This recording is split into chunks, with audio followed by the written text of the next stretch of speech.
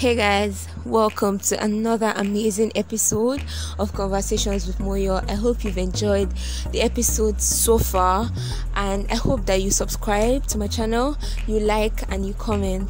In this episode, I'm speaking with Aisha of Nisha Culture. She's a 300 level student of the University of Lagos, and she has been able to build a brand for herself. So she started a business where she makes and sells tote bags, and she first started selling to the University of Lagos students, but right now she has expanded way beyond the University of Lagos. She has sold to so many schools, so many universities, and even people who are not students. She has won so many grants and so many awards, and her business is doing so amazing. So I'm speaking with her today on her journey and how she is able to juggle being a student with running a business. I hope you enjoyed this episode. Let's go.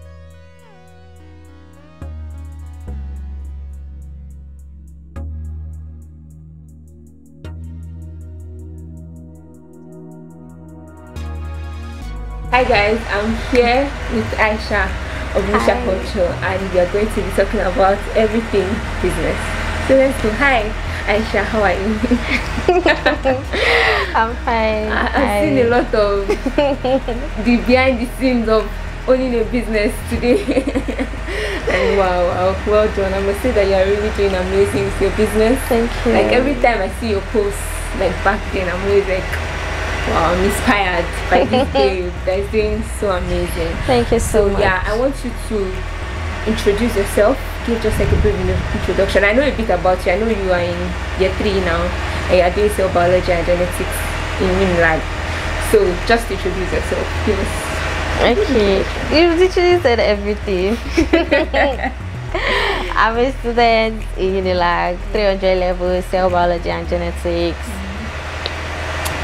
That's basically the main intro.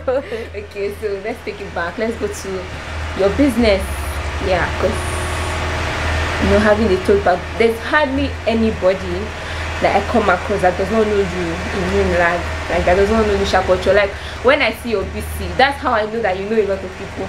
I've had like a lot of people on my contact list repost like your business. So I'm like, this baby's at least she's doing good in Unilag. So let's talk about how you started your business. So why did you decide to start a tote bag business? Well, when I resumed, I'd actually had a bag business, or let me say I started with shoemaking, because that's what I learned, shoemaking and bag making, but it was like the handbag type of thing. So I'd already started my business before I gained admission. But during the post-UTME time, I used to come to Unilag for tutorials and make lots of inquiries. I noticed that students didn't have like a proper bag to carry. Their bags were either too small or too big, or you have one bag carrying your laptop, and then you have your small handbag where you're squeezing like your notebook into. There wasn't like a major proper student bag that you can put your laptop, your textbook, everything like just at once. Yet, so that's what made me start a tote bag business. So at that time, I didn't know how to sew. I wasn't doing my production, so I would design it, I'll get the fabric, and then I'll take it to my friend, and then she didn't know how to sew a tote bag too, because she sews clothes. So I'll show her, like after watching YouTube and everything, so I'll show her how to sew it. So I'm the one literally directing. All she does is sew. So that's how it started, basically. How has the journey been so far? The journey of being a business owner. Like how many years have you had your business now? I started 2018 officially. So 2018, that was when I finished my vocational training. It was like a school thing, so it was for 9 months. So I finished where you learned shoemaking. Yes, okay. shoe and leather works. So I finished 2018 November, 2017 November. Okay. So I was just doing small, because when I was already at the vocational training, they usually urge us to start doing for people. So I had started doing slippers for few people, for my family members, friends. I sold some I did not sell, handmade bags and all of that. So it was 2018 I started with the tote bags that I started going for tutorial inside school, and I started to see people. That was when I officially started. Yeah.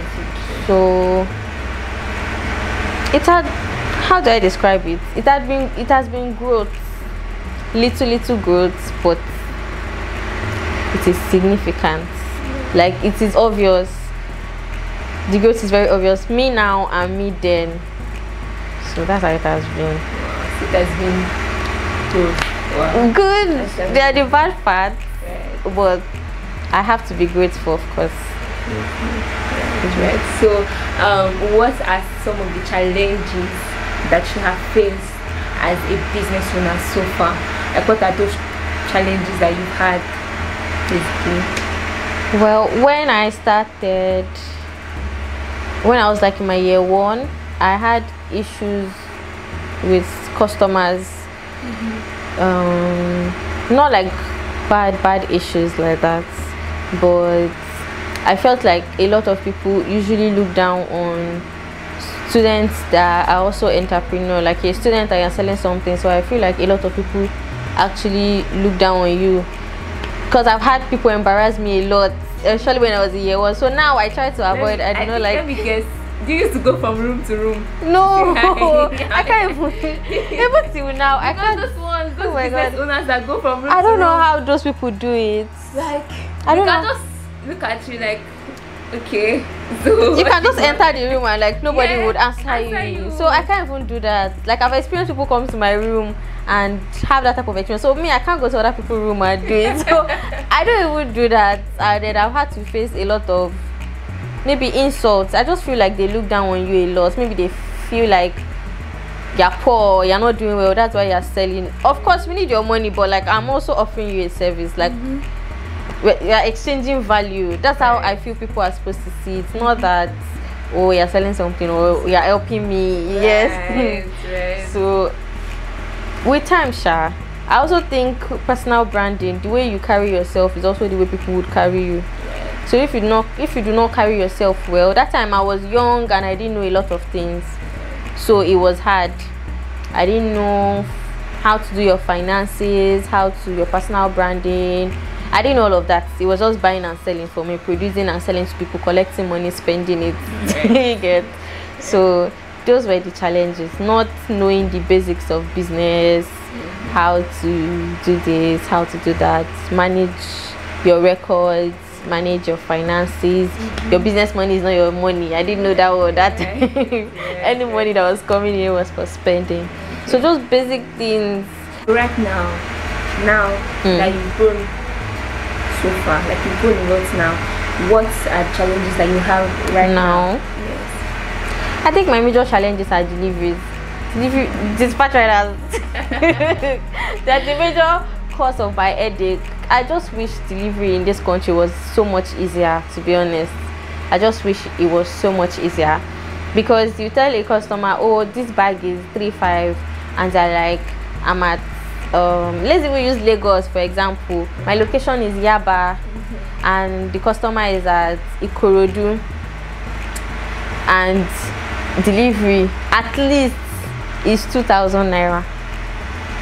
Some, you know, Ikorodu is very big, so some people are at the inner part, so they're like 3K, 3.5. So imagine your bag being 3.5 at delivery. So they'll be like, oh, why am I paying 7K for? And you're trying to explain that no, you're not paying you're not paying 7K. My product is not. Why? Wow. And dispatch riders, like, they just increase their price whenever there's a the way bus riders do, bus drivers, the way they do now. Once there's a slight increase in fuel, dispatch riders too are increasing their own, and they are not hearing anything, because you are vulnerable. You do not have a choice. If you want to use big companies that are lesser, they will take days. My product is already a production product. Like, I produce it, so I need days to produce. So imagine adding more days to deliver again. So that's like a lot. Ideally, I give 5 working days. So if I'm using DHL now, DHL will also take 3 to, so that's like 2 weeks for just one bag. So that's my current challenge with delivery. Even if you want to have your own dispatch bike, that's No problem with that. Whoever you employ can run away with your bike. The whole thing is just messed up. It's not even about like you buying your own. If you buy your own, you still have to pay all those money they are paying, the policy and everything. It's a lot. It's so much.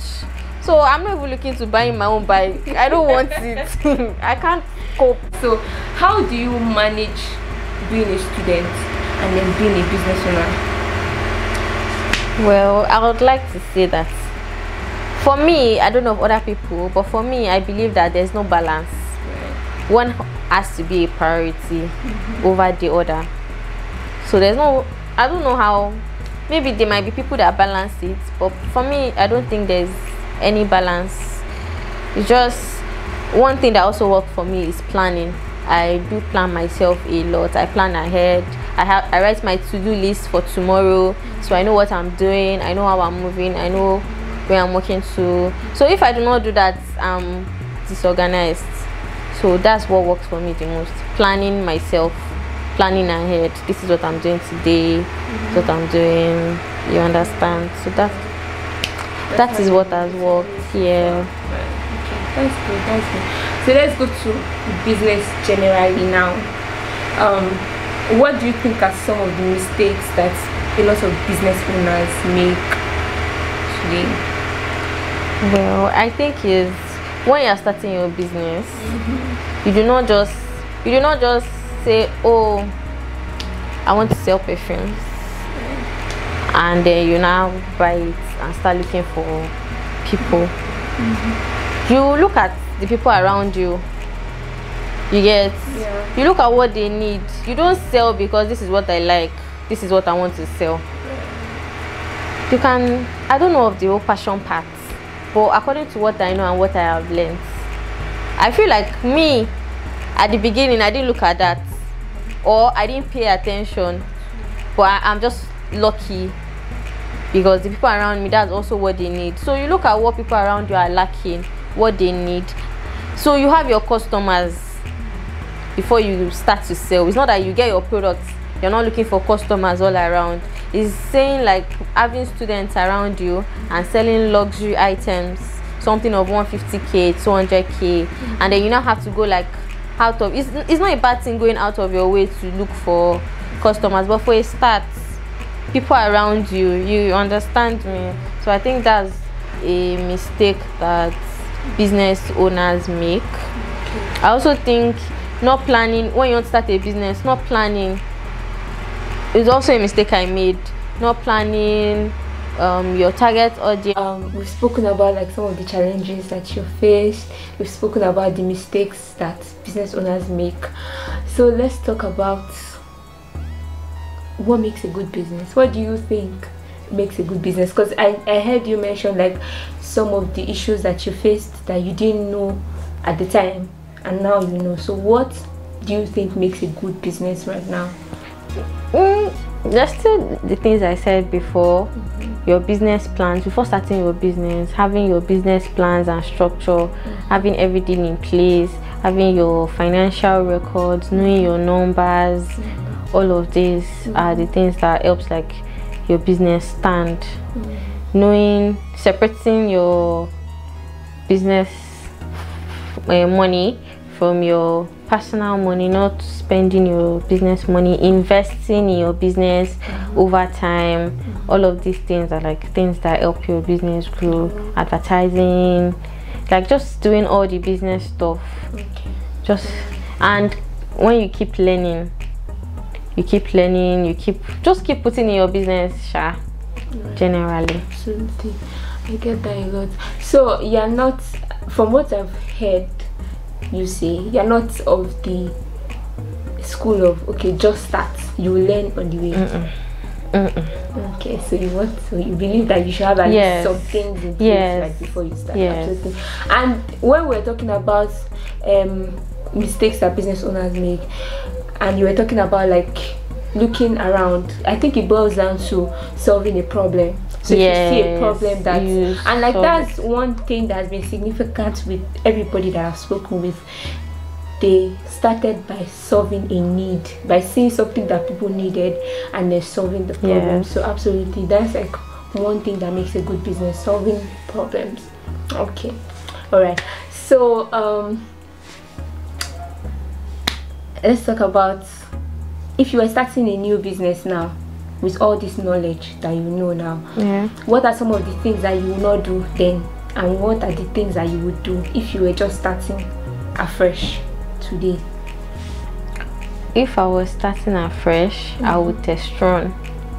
I would put the product out there and see people's responses. I would not just go to the market, buy this, buy that, and then start selling and expect people to come. I'll do testing. I'll have my business plans and everything. What I wouldn't have done then is I wouldn't have felt like my friends and families, I wouldn't have like wanted them to be my main customers, because they always say this thing that, oh, when you start your business, your friends are supposed to patronize. Then I would have been like, what if these people are not my target audience?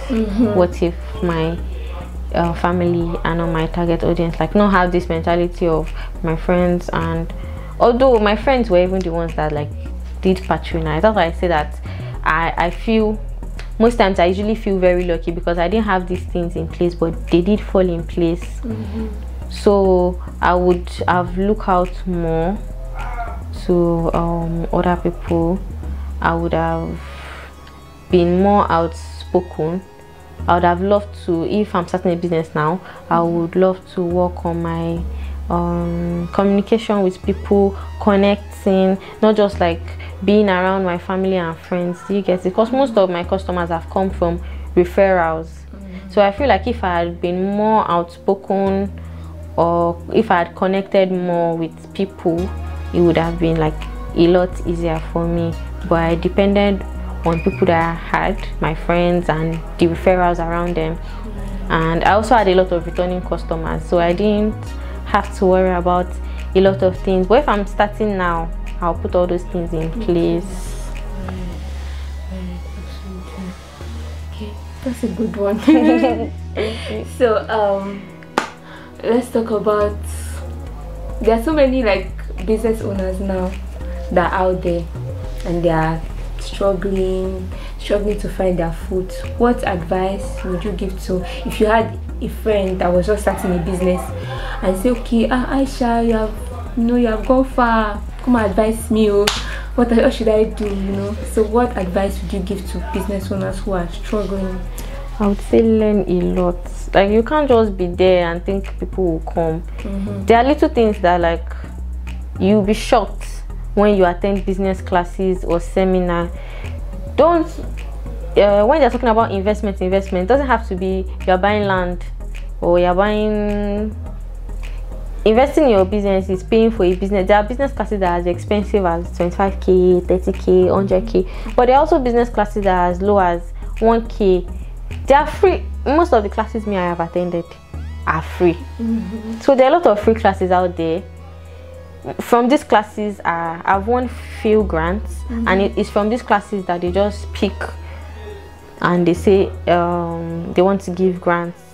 So like me, is to learn. You have to learn. You have to attend classes. You have to just try to grow. Every time, like then and now, is so different. There are some things that were trendy then that are not trendy now. So you have to follow trend, especially for people that are selling things for young people. You are growing and different things are coming out. You can't just stand on that one thing. You have to grow with the trend. You have to follow the trend. So it's just to keep growing and keep learning. It is very, very important. That's like, those are the two things that I would hold on to keep learning. Just have to keep attending those classes. If you think you don't have money to spare, follow these coaches. There are a lot of Instagram coaches now. Follow them. They're always dropping one or two things. You guys keep okay. One important thing that has also helped me recently that I didn't have before, I would have said it in the what I would have done before. Okay, so is having an accountability partner, having someone that you guys can be accountable to each other. Have you done this? Have you break your goals? Have you started working towards your goals? Have you started saving, helping each other? Like a business friend, it is very, very important, honestly. Like, you cannot just be doing everything like that. You need someone that you guys can be checking each other now. Are you doing well? Are you not doing well? Help each other. Some people do have mentors. Not everybody is lucky to have a mentor. Right. So if you have a mentor, you're very lucky. You might not need an accountability partner, but a lot of mentors these days now want to get paid, and a lot of us cannot afford it. So the best thing is to get your friend, because last year was the year I had an accountability partner, and I could see the difference. We used to drag each other to business classes and seminars, and there will be one thing that you have that this person does not have, like a character or a characteristic. The person, for me, the person that was my accountability partner was more outspoken. She was good with making friends and the connections that we needed. So she was like what I needed. I also had I'm also good with content creation. So, and our business wasn't doing all well in that, so we helped each other in terms of things like that. Okay. So one thing that also helped is my financials. Learning to separate business money and personal money is very hard, especially if the personal money is not coming like that. You get if it's not coming, it is, even till now I'm still struggling with it, but I can say that I am way better than I used to be. So putting your financials in place, knowing your numbers, your profits, your customers, checking up on your customers is also very important. You can just check on somebody and say, oh hello, I want to check up on you, and then they're buying something the next minute. So one last one, sorry. So it's having the mentality of they're just going to buy and go. It's not good at all. It's not good. So when someone comes to buy to you, a lot of people are not nice to business owners. I won't even lie, because most times they're always dragging, saying business owners and Nigerian business owners, but nobody really talks about what we the business owner faces. Sometimes when someone says something in your DM, you'll be like, is this person speaking to me, or is it me or someone else? But you just have to put all of that and just say, okay, this person might be, although there's a point to draw the line. There's a point to say, oh, I can't take this anymore, you get. But to a point, you should be able to tolerate a lot of things. Don't treat people like you just want to collect their money now. Treat them that you want them to come back and buy over and over again, because that person that buys is the person that will refer you. Even if they don't come back, they will refer you. That one that refer you will refer you to another person, you get. So that's how it works. Right, absolutely. That's spot on. So let's talk about how you manage to keep going. I know that you must have faced so many challenges before you got here. So what are those things that keep you going? Recently you lost your page of almost 5K followers. See, let me be honest with you, if it's me I lost my page, I will take a break for 3 months. I'll first sleep. After I sleep, and then come back and think about my life and know what I want to do. So with all the challenges you faced, what has kept you going? My Instagram page, I don't even know how to feel about that. I cried. Oh, hey, I was really down, because it is the page that I had been using since 2018 when I started. So it was as if they just took a big thing out of me, my shop got burnt or something. Wow. So, but with time, I just realized that okay, my customers are still coming back. The love is still there. I really appreciate people there are some people that, for example, I do not even have to send BC. They're screenshotting for my status and posting for me at no cost. So I'm just really grateful for all of that. Get it? Even when you do not want to do it, there are people rooting for you and like, oh, what's going on, Aisha, you're not posting, you're not, like, I've not seen you. They were also like, there are people there that are like, managed to build a community. yeah, so there are people there rooting for you, and like, I'm like, why am I doing this to myself? Another thing you said about like taking a break, it seems like you're starting all over from the beginning, and I say that because I have had to take so many breaks from Instagram. I usually take breaks a lot before, and then when I come back, the engagement is not the same. And even you, when you take a break, you're kind of relaxed. So when you're coming back, there's a kind of anxiety. Yes. See, I've not posted on my, as I'm speaking to you now, it's been like almost 4 months since I posted like my usual content on my Instagram, and I've been trying to come back like, okay, new year, let's go with energy. So to wrap up this episode, share with us like one experience that you had as a business owner, one funny experience. It might be like maybe a memorable moment, one moment in your business that you can never forget, or it can be like a funny experience also that you'll never forget. So share with us. I don't even know which one to pick.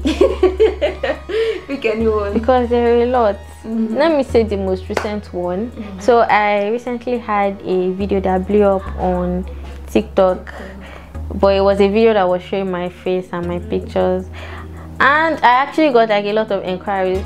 But I had been getting messages from like men saying, oh, they like me. I'm like, how does that relate? Why? Like, why are you doing why are you doing this? So like, it's not even that funny. Like a lot of funny messages, and I'm like, what's going on? So these are the things we just face. Is it dispatch riders? So have you ever had a time when you've had to negotiate your price, like when you tell a customer that my tote bag is 4,000? I have to do this every day. And they're like, okay, why is this so expensive? Every single day. They'll be like, it's just a tote bag, right? It's just, some people will not even, if you tell them, some people don't have fear of God. You will tell them, my price is 3,500. They'll say, I have 1,500. Like, you have, they're not even saying, please sell to me, or can I? They'll say it is 1,500. And I'm like, does this person think they're in the market? Are you at Oshodi or what? But then you can't even say that to them, because you still have to do all the convincing and, oh no, the quality, the this, the that. It is stressful, and they might still not end up buying. But you just still have to do it for the sake of, I'm a business person. You still have to do all of that. That's why I'd always said it to my friends that whenever I can, the first thing I'm going to hire is an online rep. You see that replying of messages thing? It's a lot of work. For the TikTok video that blew up now, I had like about 200 inquiries that came in. Imagine having to reply all of that by yourself. And Nigerians, they don't want to buy on the website. I don't know what website has done to them. Buy on the website. It is easier. It is faster. Like, it is faster. You don't have to wait for me to reply other people before you. And the ones I'll be doing, reply me now. I am rushing. If you don't reply me, I won't buy. Some people will say, oh, you're not giving them attention. How many people would you? I don't know. I don't know. At the same time, I have to like keep up the brand image as like a friendly brand now.